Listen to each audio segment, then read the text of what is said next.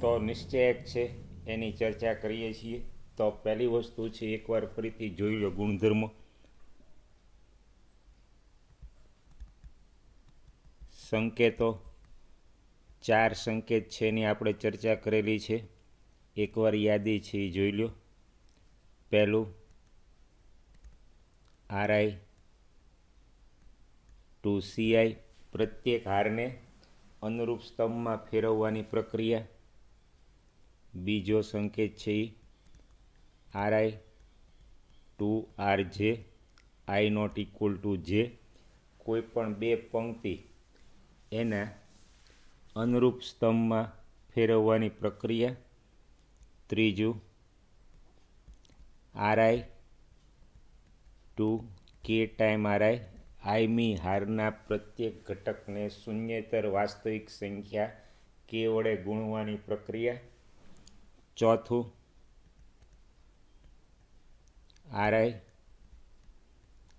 RI plus K time RJ, જેમી હારના પ્રત્યેક ઘટકને શૂન્યેતર વાસ્તવિક સંખ્યા K વડે ગુણી આઈમી હારના અનુરૂપ ઘટકમાં ઉમેરવાની પ્રક્રિયા. તો એકવાર ફરીથી જોઈ લો રિવિઝન. આ જે છે એ પ્રત્યેક હારને અનુરૂપ સ્તંભમાં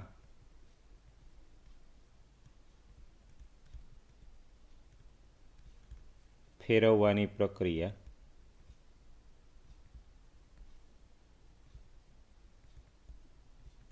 તો એને કારણે નિશ્ચયકનું મૂલ્ય બદલાતું નથી. આ આઈમી હાર અને જેમી હારના અદલ બદલની પ્રક્રિયા.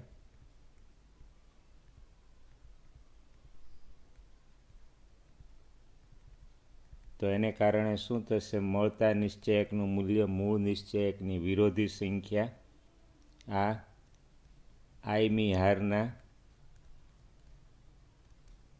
પ્રત્યેક ઘટકને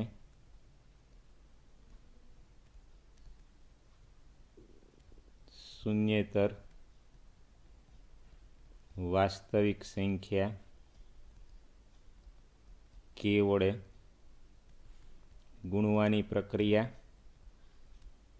અને આનો ઉપયોગ આપણે કઈ રીતે કરશું? તો કોઈ પંક્તિ અથવા સ્તંભમાંથી જ્યારે ઘટક સામાન્ય લઈએ, ત્રીજી પંક્તિમાંથી 3 સામાન્ય લઈએ, તો ત્રીજી પંક્તિમાંથી 3 સામાન્ય લઈએ ત્યારે તે 1/3 ઓફ R3, એની ચર્ચા આપણે અગાઉ કરી છે.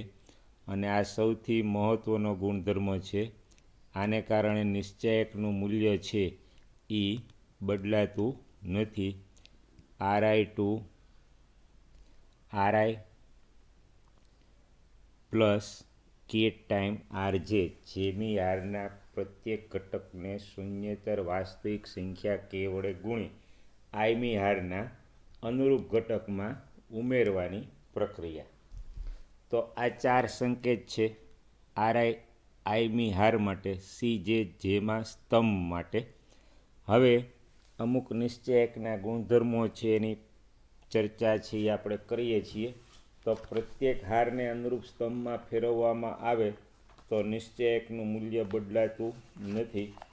તો પહેલું, નિશ્ચયકની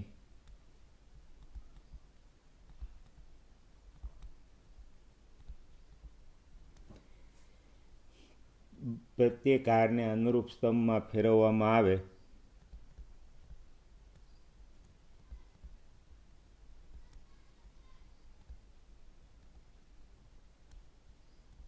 અનુરૂપ સ્તંભમાં ફેરવવામાં આવે તો નિશ્ચયકનું મૂલ્ય બદલાતું નથી. અને સાબિતી જેવું કાંઈ છે નહીં. તમે વિસ્તરણ કરી સહેલાઈથી આ પરિણામની ચર્ચા કરી શકો.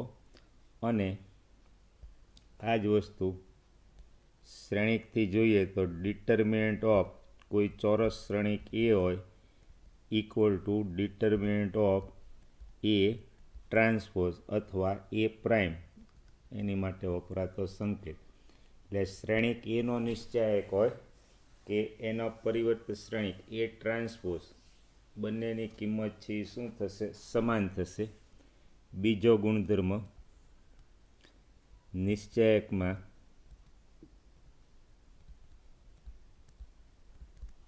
કોઈ પણ બે હાર કે સ્તંભની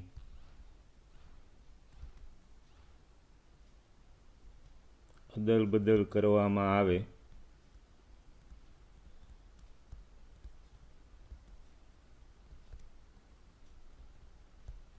તો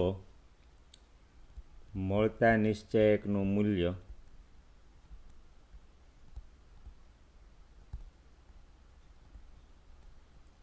મૂળ નિશ્ચાયકની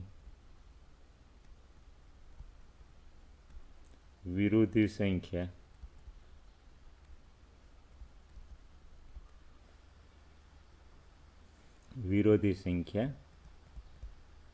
હોય છે. એટલે આ ગુણધર્મ જે છે એટલે કોઈ પણ બે પંક્તિ કે સ્તંભની અદલ બદલ કરશો તો બાર શું આવશે? ઋણ નિશાની આવશે. એટલે આપણે દાખલો ગણશું ત્યારે આ ગુણધર્મ મુજબ ધારો કે 4 5 6 3 2 1 4 1 0. હવે ધારો કે આની ઉપર આપણે R12 તો આ સંકેત કોની માટે છે? પહેલી અને બીજી હારના ઘટકોની અદલ બદલ, એટલે પહેલી હાર અને બીજી હારની અદલ બદલની પ્રક્રિયા. તો આ ગુણધર્મ મુજબ શું થશે? જો બીજી હારના ઘટક પહેલી હારમાં લખીએ 3 2 1, પહેલી હારના ઘટક બીજી હારમાં 4 5 6 4 1 0. તો મળતા નિશ્ચાયકનું મૂલ્ય મૂળ નિશ્ચાયકની વિરોધી સંખ્યા એટલે 12 શું આવશે? ઋણ નિશાની આવશે. ત્રીજો ગુણધર્મ, નિશ્ચાયકમાં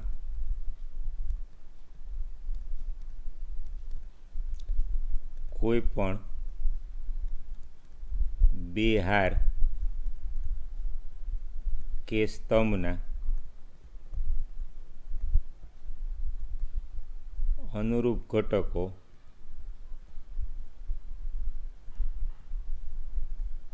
સમાન હોય તો નિશ્ચાયકનું મૂલ્ય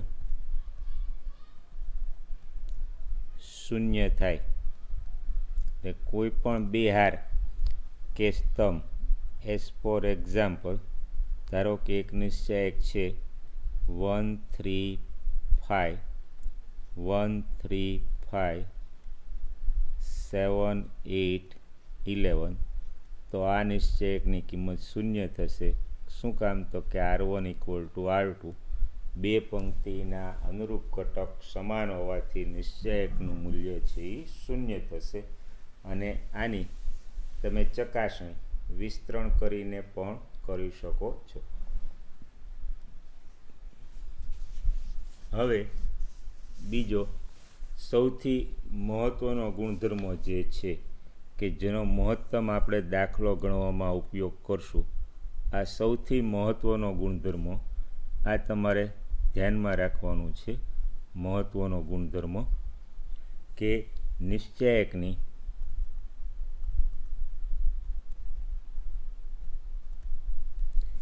કોઈ પણ હાર કે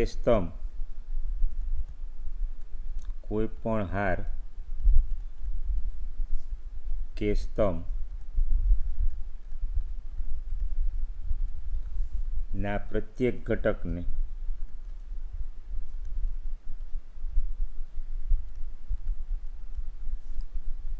અચળ સંખ્યા કે વડે ગુણી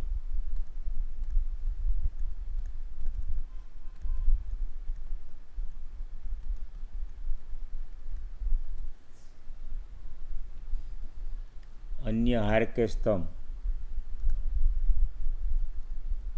અન્ય હાર કે સ્તંભના અનુરૂપ ઘટકના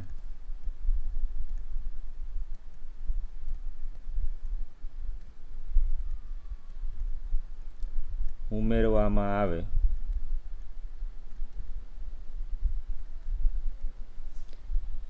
તો નિશ્ચાયકની કિંમત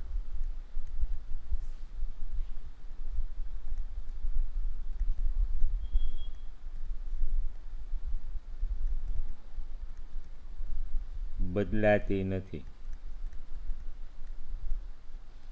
નિશ્ચાયકની કિંમત બદલાતી નથી. નિશ્ચાયકની કોઈ પણ હાર કે સ્તંભના પ્રત્યેક ઘટકને અચળ સંખ્યા કે નોટ ઇક્વલ ટુ 0 શૂન્યેતર કે નોટ ઇક્વલ ટુ 0 આ જરૂરી છે, નહીંતર એનો અર્થ વગરની વસ્તુ થશે.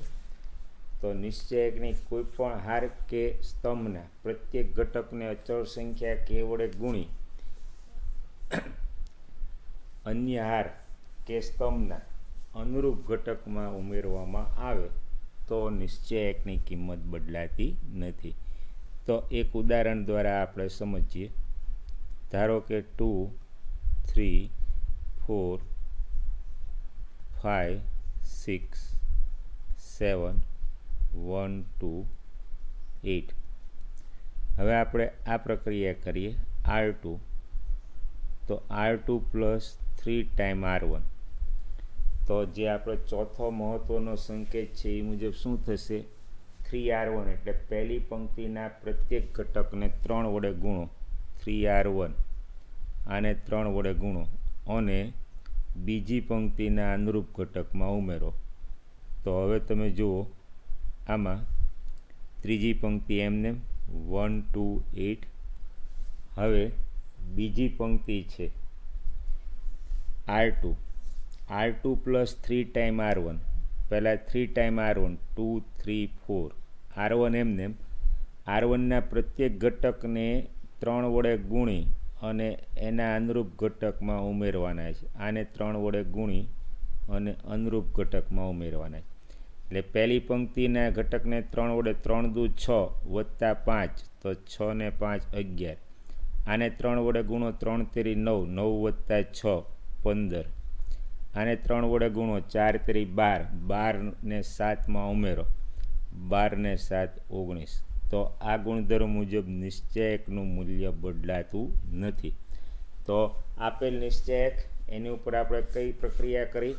R2 two R2 plus 3 time R1. પ્રથમ પંક્તિના પ્રત્યેક ઘટકને 3 વડે ગુણી અને બીજી પંક્તિના અનુરૂપ ઘટકમાં ઉમેરવાની પ્રક્રિયા. તો આને કારણે નિશ્ચયકની કિંમત બદલાતી નથી. ધારો કે આનો ઉપયોગ છે એ કઈ રીતે આપણે કરશું એ એક ઉદાહરણ છે, એ જોઈ લો. ધારો કે આવી કોઈ વસ્તુ છે 5 6 7 8 9 10 11 12 13. આ નિશ્ચયકની કિંમત મેળવો, મૂલ્ય મેળવવું. ધારો કે આનું મૂલ્ય મેળવો. ધારો કે આની આપણે કિંમત મૂલ્ય મેળવો. તો હવે આપણે સૌથી પહેલાં હું શું પ્રક્રિયા કરું? આ વસ્તુ પ્રેક્ટિસથી તમને સહેલાઈથી ખ્યાલ આવશે. R3. તો R3 માઇનસ R2 એટલે બીજી પંક્તિના પ્રત્યેક ઘટકને ઓછા 1 વડે ગુણી અને ત્રીજી પંક્તિના અનુરૂપ ઘટકમાં ઉમેરીએ. તો આને ઓછા 1 ગુણી આમાં એટલે 11 ઓછા 8, તો 3 12 ઓછા 9 3. આને ઓછા 1 ગુણી આમાં ઉમેર્યું, આને ઓછા 1 ગુણી આમાં ઉમેર્યું એટલે 13 ઓછા 10 3. એટલે કઈ પ્રક્રિયા થઈ? R3 two R3 minus R2. હવે આ પ્રક્રિયા કર્યા પછી આપણે R2 two R2 minus R1, એટલે આને ઓછા એકે ગુણી આમાં ઉમેરી દઈએ.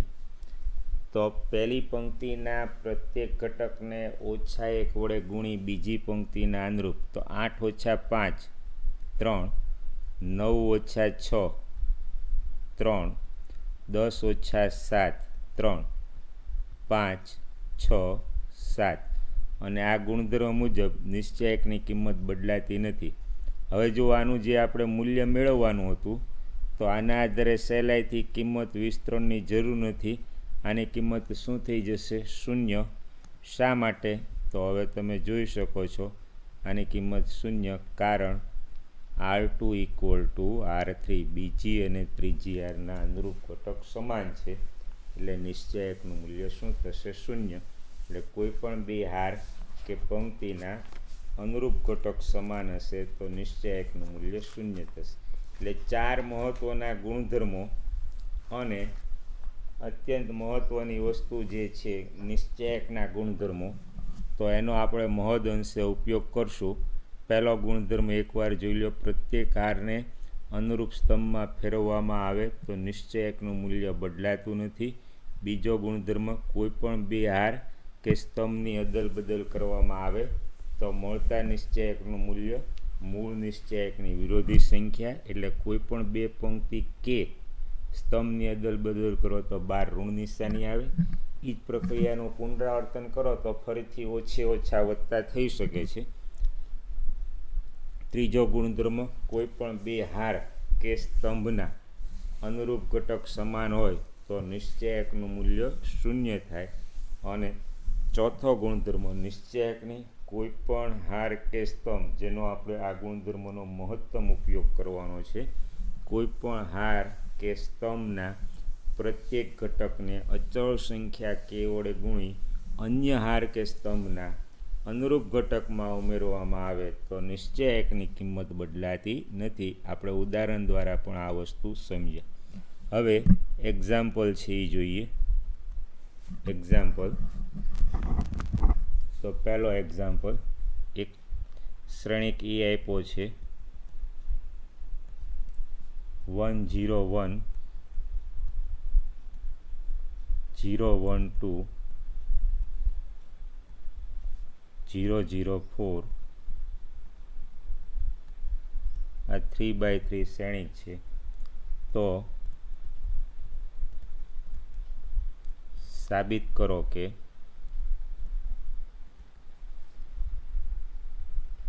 થ્રી ટાઈમ એ નિશ્ચયક એ ઇક્વલ ટુ 27 ટાઈમ નિશ્ચયક એ.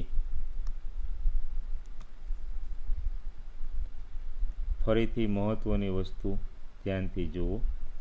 આપણે સાબિત કરીએ ત્યારે માનાંક નથી, શ્રેણિકનો નિશ્ચયક છે. આ વસ્તુ ખાસ આપણે ધ્યાનમાં રાખશું. તો આનો ઉકેલ છે એ જોઈએ. સોલ્યુશન, તો શ્રેણિક છે એનો નિશ્ચયક એ, તો 1 0 1 0 1 2 0 0 4. હવે આ જે ત્રિહાર નિશ્ચયકનું વિસ્તરણ આપણે પ્રથમ પંક્તિથી કરીએ તો 1 ઇન્ટુ એને સમાવતો સ્તંભ અને પંક્તિ છોડી દો, 1 ઇન્ટુ 4 માઇનસ 2 ઇન્ટુ 0. હવે આપણે સીધું જ વિસ્તરણ કરશું. ગુણાકારમાં દ્વિહાર નિશ્ચયક લખતા નથી. નિશ્ચયકમાંથી જ તમને સહેલાઈથી ખ્યાલ આવી જવો જોઈએ. પહેલી પંક્તિના ઘટક લીધા. એકવાર હજી ફરીથી દર્શાવું છું, પણ ભવિષ્યમાં આપણે આ સ્ટેપ લખવાની જરૂર રહેશે નહીં. પ્રાથમિક સમજૂતી માટે જ આપણે ચર્ચા કરીએ છીએ. 1 2 0 4, 1 ગુણ્યા એને સમાવતો સ્તંભ અને પંક્તિના ઘટક લઈ લો. બાકીના ઘટકથી બનતો દ્વિહાર નિશ્ચયક. બીજો ઘટક ઋણ આવશે 0 ગુણ્યા ફરીથી એને સમાવતો સ્તંભ અને પંક્તિના ઘટક લઈ લો. બાકીના ઘટકોને એની એ જ સ્થિતિમાં રાખી મળતો દ્વિહાર નિશ્ચયક 1 ઇન્ટુ ફરીથી પહેલી પંક્તિથી વિસ્તરણ, આ ગુણધર્મ પ્લસ માઇનસ પ્લસ આ ગુણધર્મથી વિસ્તરણ કરીએ છીએ 0 1 0 0. હવે આનું સાદરૂપ જુઓ 1 × 4 - 0. આ ગુણાકારમાં 0 ગુણ્યા છે એટલે 0 જ આવશે. 1 × 0 - 0 એટલે આ નિશ્ચયકની કિંમત આપણને મળશે 4. પણ આમાંથી હવે આપણે સીધું જ આ પદ લખવાની પ્રેક્ટિસ રાખશું. વચ્ચેનો દ્વિઆર નિશ્ચયકવાળું માત્ર સમજૂતી માટે છે. શરૂઆતમાં આપણે એનો ઉપયોગ કરીએ છીએ, પછી એનો ઉપયોગ આપણે કરશું નહીં. તો આ નિશ્ચયક એની કિંમત, તો હવે પહેલાં 3a છે, શ્રેણિક 3a છે એ જોઈએ. તો શ્રેણિક છે એના પ્રત્યેક ઘટકને 3 વડે ગુણવાનું, એટલે 3 × શ્રેણિક a 1 0 1 0 1 2 0 0 4. તો હવે આ જે છે એ શ્રેણિક એના પ્રત્યેક ઘટકને 3 વડે ગુણુશું 3 0 3. જ્યારે શ્રેણિકને 3 વડે ગુણીએ છીએ ત્યારે શ્રેણિકના પ્રત્યેક ઘટકને 3 વડે ગુણવાનું છે. 0 3 × 1 3 3 × 2 6 0 0 4 તેરી 12. આ 3 × શ્રેણિક a. તો હવે આના નિશ્ચયકનું મૂલ્ય 3 × શ્રેણિક એના નિશ્ચયકનું મૂલ્ય, તો 3 0 3 0 3 6 0 0 12. તો આનું આપણે વિસ્તરણ કરીએ તો 3 ગુણ્યા, હવે સીધું જ વિસ્તરણ કરીએ છીએ, 12 × 2 24 12 તેરી 36 ઓછા 0 ઓછા 0 ગુણ્યા 12 × 0 એટલે 0 ઓછા 6 ગુણ્યા 0 પ્લસ 3 × હવે એને સમાવતો સ્તંભ પંક્તિ છોડી દો, 0 × 0 ઓછા 3 × 0 એટલે એ શું થશે 0. તો 36 × 3. તો આનો જવાબ છે શું આવશે 108. તો આ જે છે એ શ્રેણિક 3 × a એના નિશ્ચયકનું મૂલ્ય થયું. તો હવે આપણે જોઈએ સાબિત શું કરવાનું છે. LHS તો 3a, તો એની કિંમત કેટલી થઈ 108. અને RHS તો 27 × નિશ્ચયક a એટલે 27 ગુણ્યા શ્રેણિક એના નિશ્ચયકનું મૂલ્ય કેટલું છે 4. તો 27 × 4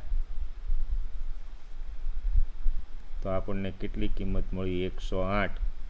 તો હવે તમે જોઈ શકો છો, તેથી LHS = RHS એટલે કે આપણે શું સાબિત કર્યું, તેથી 3 × શ્રેણિક એનો નિશ્ચયક બરાબર 27 ટાઈમ્સ શ્રેણિક એનો નિશ્ચયક.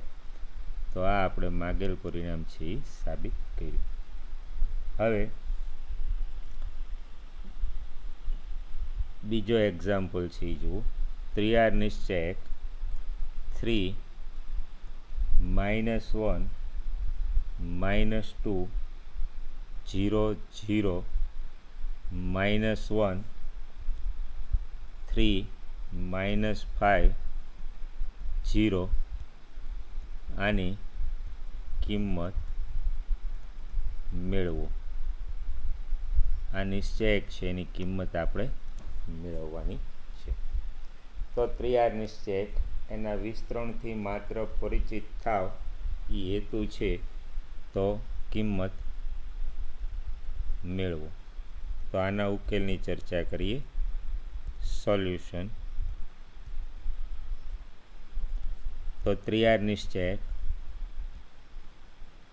3 - 1 - 2 0 0 -1 3 -5 0. તો વિસ્તરણ પ્રથમ પંક્તિથી નિશાની પ્લસ માઇનસ પ્લસ આ ગુણધર્મથી 3 ગુણ્યા એને સમાવતો સ્તંભ અને પંક્તિ લઈ લો. 0 -1 -5 0. બીજો ઘટક ઓછા, નિશાની જ આવે છે વિસ્તરણમાં ઓછા અને ઘટક ઓછા છે, એને સમાવતો સ્તંભ અને પંક્તિ છોડી દો.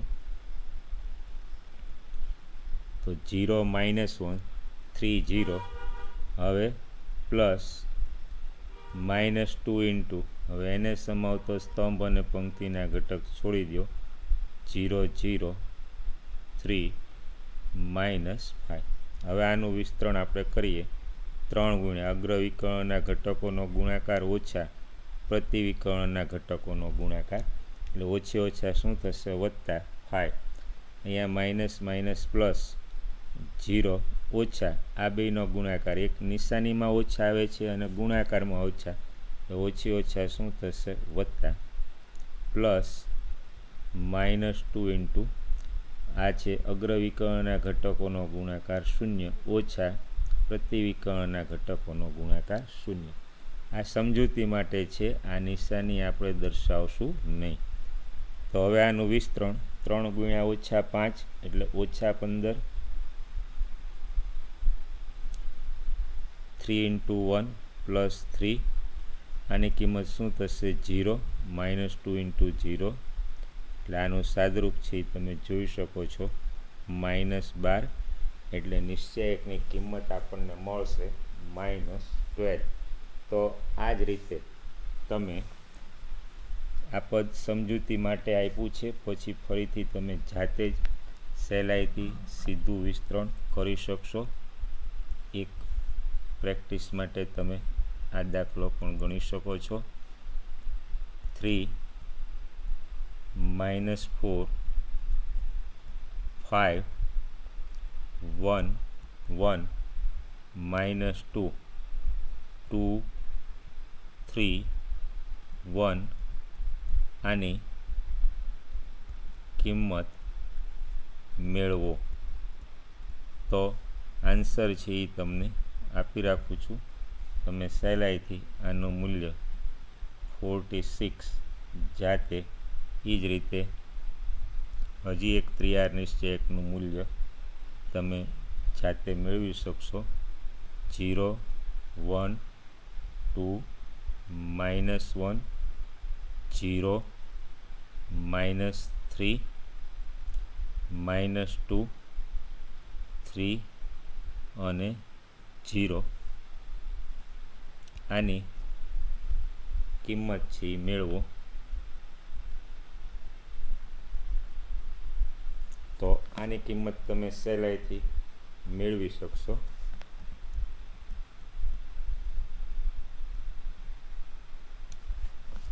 -1 2 0 -1 -2 1 0 3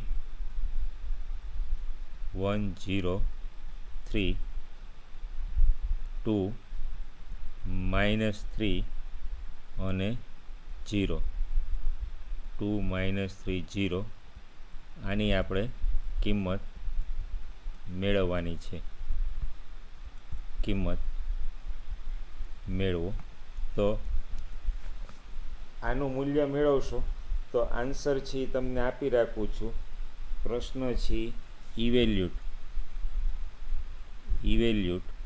તો આની કિંમત છે એ આન્સર છે એ અત્યારે હું આપી રાખું છું. 5 છે આનો આન્સર આવશે. તો આ ત્રિયાર નિશ્ચયકની કિંમત 0 1 2 -1 0 -3 -2 3 0. આનું મૂલ્ય મેળવશો તો આન્સર તરીકે તમને 5 છે એ આન્સર મળશે. આ છે આન્સર 5 મળશે. તો આજે આપણે મહત્ત્વના ગુણધર્મો, સંકેતો અને પ્રમેય છે એની આપણે ચર્ચા કરી છે. એના આધારે વધારાના એક્ઝામ્પલ્સ છે એ આપણે જોઈશું.